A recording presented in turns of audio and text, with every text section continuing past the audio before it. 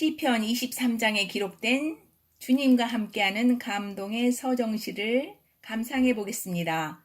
시편 23장은 거의 모든 유대인들이 거의 날마다 외우는 말씀이요.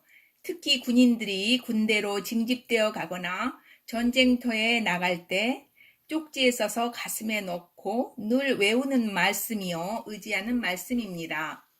2차 대전 때 패전국인 독일 군인이 그의 유대인 친구에게서 배운 히브리어 시편 23장을 외우고 하나님을 알게 되었는데, 연합군인 영국 군인에게 체포되어 사형되기 직전에 하나님께 기도할 수 있도록 청원을 해서 시편 23장을 히브리어로 외우는데, 이는 적군이지만 같은 하나님의 백성이라고 예수 믿는 영국군 장교가 풀어주어 목숨을 건진 일화도 있는 유명한 시편입니다.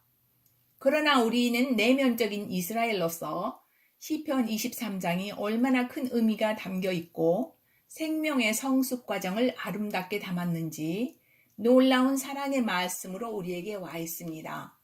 1절, 주는 나의 목자시요 내게 부족함이 없으리로다. 요한복음 10장 11절에는 나는 선한 목자라, 선한 목자는 양들을 위하여 자기 생명을 버리거니와. 또 10장 4절에는 목자가 자기 양들을 내놓은 뒤에 앞서가면 양들이 그의 음성을 알므로 그를 따라오되. 또 시편 100장 23절, 주 그분께서 하나님이심을 너희는 알지어다. 그분은 우리를 만드신 이시요 우리는 스스로 있는 것이 아니니 우리는 그의 백성이요 그분의 풀밭에 거하는 양이로다. 하나님께서는 우리와 그분의 관계를 잘 이해하도록 세상의 모든 것들을 그 모양대로 창조하시고 우리를 위하여 진열해 놓으셨습니다. 양들은 세심한 목자의 보호가 필요한데 잠시만 눈을 떼면 구덩이에 빠지기 쉽고 원수들이 노리고 있다가 약한 자들을 빼앗아가기 때문입니다. 양의 특성은 순하고 복종을 잘하고 목자의 목소리를 알고 따르고 사자, 이리, 뱀, 시랑, 곰 같은 원수들 앞에서는 오금을 못 쓰고 눈이 어두워 구덩이에 빠지기 쉽고 앞서가는 양이 절벽에 떨어지면 뒤에 가는 양도 분별 없이 따라가고 기름을 자주 코에 발라주지 않으면 코와 뇌를 파먹는 벌레가 생기는데 칭얼거리지도 않고, 그래서 좋은 목자는 수시로 코에 기름을 발라줍니다. 또 여름에는 털이 엉김으로 떨어져야 하는데 더 붙어있고 겨울에는 추운데 떨어져 있으므로 양 무리 중에 염소들을 넣어두어 그 뿔로 쉬지 않고 떠다 밀므로 흩어지게 됩니다. 분별이 어두운 우리 인생과 마귀로 상징되는 염소뿔로 괴롭힘을 당해야 게으름을 피우지 않고 기도하고 주를 찾으며 움직여 건강한 털을 유지하는 것이 꼭 우리 인생들을 보는 것 같습니다.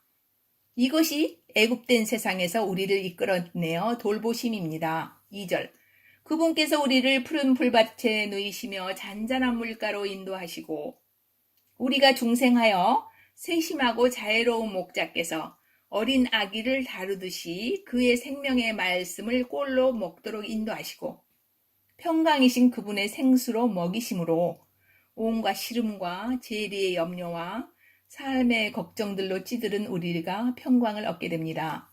3절, 내 혼을 회복시키시고 자신의 이름을 위하여 의의 길로 인도하시는도다. 우리가 주의 말씀들을 발견하고 먹음에 주의 말씀이 우리들에게 기쁨과 마음의 즐거움이 되었고 우리가 또한 주의 이름으로 일컬음을 받게 되었습니다. 주 예수님께서는 원수의 손아귀에 있던 우리의 혼을 회복시키려고 그분의 몸값을 주고 우리를 사셨고 영이 거듭났고 자신의 거룩한 이름, 모든 정사와 권세가 다 무릎을 꿇는 이름을 우리 위에 두시고 의롭다 하시고 그의 발자취를 따라오게 하시며 광야로 이끌어 가십니다. 호세아서 2장 14절, 내가 그녀를 끌어당겨 광야로 데리고 가서 그녀에게 위로하는 말로 이르고 또 이사야서 26장 13절에는 오 주 우리 하나님이여 주 외에 다른 주들이 우리를 지배하였으나 우리가 주를 힘입어 주의 이름을 부르리이다. 4절 내가 사망의 그늘진 골짜기를 다닐지라도 해를 두려워하지 않는 것은 주께서 나와 함께 하시기 때문이라. 주의 막대기와 지팡이가 나를 위로하시나이다. 자, 이제 의의 길로 인도하시며 기도 응답도 많이 받고 그분의 세심한 배려하심으로 이 모양 저 모양으로 베푸셔서 감동의 눈물도 많이 흘렸는데 이제 조금 성숙하였다고 훈련에 들어가시자고 이끄시네요. 중생하였으므로 변화가 많이 된 것 같고 용서하기 싫은 자들도 다 용서하고 불법들도 회개하고 뭔가 많이 변화된 것 같은데 우리는 그분의 모양과 형상을 따라 신묘막측하게 지어주셨으므로 우리의 깊은 곳에는 우리가 알지 못하는 많은 오류와 사상과 세상이 들어와 있습니다. 그분의 온전하고 완전하심 같이 우리를 만드셔서 온전한 연합을 이루기 위한 작업입니다. 도자기를 만드시는 하나님의 토기장의 손이 12과정을 시작합니다. 아주 먼 곳에서 찰진 진흙을 떠와 물속에 오래 넣어두고 쇠젓가락으로 꾹꾹 찔러 공기를 빼내고 쳐대고 또 물속에 넣어두고 또 무수히 쳐대고 토기를 만들 때에도 수시로 다시 깨트리고 마음에 들도록 다시 빚으시고 선반 위에 오래 두어 말리고 말할 수 없이 뜨거운 불에 굽고 이런 12과정 중에 우리는 영문을 알 수 없는 억울한 일들을 당하기도 하고 명예가 실추되기도 하고 또 우리가 의지하고 있던 재물들이 어이없이 날아가기도 하고 혹자는 자녀들이 대적을 하기도 하고 식구나 친구들이 대적을 하기도 하며 온 세상이 대적으로 돌아서는 것 같은 경험을 합니다. 그런 중에도 감당할 시험만 주시고 감당할 수 없을 때에는 길을 내시며 어떤 해도 두려워하지 않도록 동행하시지요. 지팡이는 목자였던 모세의 손에 있던 하나님의 권위와 능력의 상징이고 야곱이 하나님께로부터 환도뼈를 다쳐 다리를 절면서 평생 의지했던 그 지팡이이며 죽기 전에 그 지팡이 머리를 의지하고 경배했던 예수님이시며 그 지팡이가 우리의 목자이시며 우리가 자기 욕심을 따르다가 구덩이에 빠질 때마다 건져주시는 그분 자신입니다. 막대기는 우리 팔 길이 정도의 막대기 끝에 그 큰 돌멩이를 달아서 가죽끈으로 묶어 옆에 동행하는 부목자가 들고 다니는데 양의 원수인 여우나 사자, 곰 등이 나타나면 정확하게 머리를 던져 죽이거나 쫓아냅니다. 우리가 성장하여 그분과 동역하는 성숙함에 이를 때 우리가 부목자로서 그 역할을 감당하는 것입니다. 5절 주께서 내 원수들의 눈앞에서 내 앞에 상을 베푸시고 기름을 내 머리에 부으시니 내 잔이 넘치나이다. 이제 원수들을 대하여 싸우는 군사로 세움을 받는 눈부신 성장을 우리가 알지도 못하는 사이에 주님께서 이루셨습니다. 고린도후서 3장 6절 우리를 새 상속 언약의 유능한 사역자로 삼으시되 율법 조문의 사역자가 아닌 영의 사역자로 삼으셨나니 이는 율법 조문은 죽이되 영은 생명을 주기 때문이라. 우리를 영의 사역자로 삼으셨습니다. 원수들 앞에서 상을 차려주는 것은 상에는 두 가지가 있는데 하나는 주님의 상이요 하나는 마귀의 상입니다. 여기서는 주님의 상을 말하는데 두 가지 뜻이 있습니다. 원수의 땅인 이곳에서 첫째는 말씀이고 떡이신 그분을 우리가 먹고 누리도록 잔치집의 신랑이신 주님이 잔치상을 차려주셨고 두 번째는 이 떡을 먹고 생수를 마신 자들이 예수 그리스도를 체험하고 누렸으므로 성장하여 원수들에게 사로잡혀 있는 볼모들이 내 떡이여 내가 밟는 곳마다 나의 땅으로 주시는 것입니다. 원수를 먹을 때마다 담대해지고 강한 장수가 되어가는 것입니다. 배우자, 자녀, 친척, 친구와 이웃들 다 여러분에게 상으로 주시려고 원수들 앞에서 진열되어 있는 떡이요 상품입니다.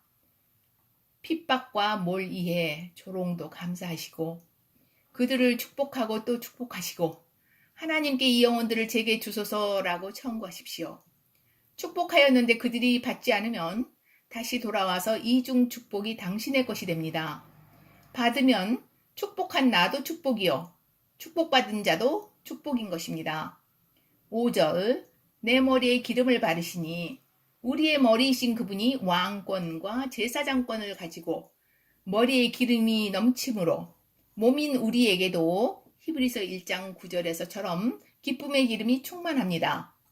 시편 133편의 2절 그것은 마치 머리에 있는 귀중한 기름이 수염 곧 아론의 수염에 흘러서 그의 옷자락에 내려가는 것 같고 라고 기름 부음이 온몸의 충만함을 그림처럼 보여줍니다. 5절 내 잔이 넘치나이다. 고린도전서 10장 16절에 우리가 축복하는 축복의 잔은 그리스도의 피를 함께 나누는 것이 아니냐 하셨는데 그리스도의 보혈로 말미암아 우리가 그의 영을 담는 잔이자 그릇이 되었습니다. 시편 16장 5절에는 주는 나의 상속 유업과 나의 잔의 몫이오니 주께서 나의 몫을 지키시리이다. 이 말씀은 우리가 영원토록 주의 것이라는 것입니다. 6절 내 평생의 선하심과 긍휼이 정녕 나를 따르리니 내가 주의 집에 영원히 거하리로다. 드디어 도착지에 도착했네요. 싸움이 끝나고 적이 없는 가나안 복지신 예수 그리스도 안에 들어온 것입니다.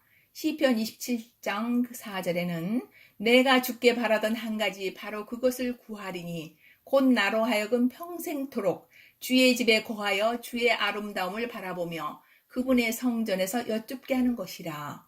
보호받던 어린 양이 이제 많은 시험과 환난의 골짜기를 지나고 많은 시간들을 잔치상에서 그분을 먹고 마시고 누림으로 대장이신 주님과 동행하여 영혼들을 빼앗아오고 전사가 된 신부가 된 것입니다. 고요한 그분의 전 안에 거하며 잠잠히 그분의 아름다움을 감상하고 또 지극히 작은 일에서부터 큰 일까지 그분께 아뢰고 영원토록 그분과 사는 것을 지금부터 누리는 것입니다. 하나님의 강한 손 아래 겸손하라. 정하신 때가 되면 그분께서 너희를 높이시리라. 우리의 머리를 들게 하시고 원수들의 손에서 사랑하는 자들이 하나 둘 돌아오는 시간이기도 합니다. 시편 27장의 6절 이제 주께서 나를 둘러싼 내 원수들 위로 내 머리를 드시리니 그런즉 내가 그분의 장막에서 기쁨의 희생을 드리며 노래하며 참으로 주께 찬양을 드리리로다. 기쁨의 기름 부음 받은 성도님들이 자신을 살아있는 희생물로 드리며 찬양하는 하루하루가 되시기를 축원합니다. 감사합니다.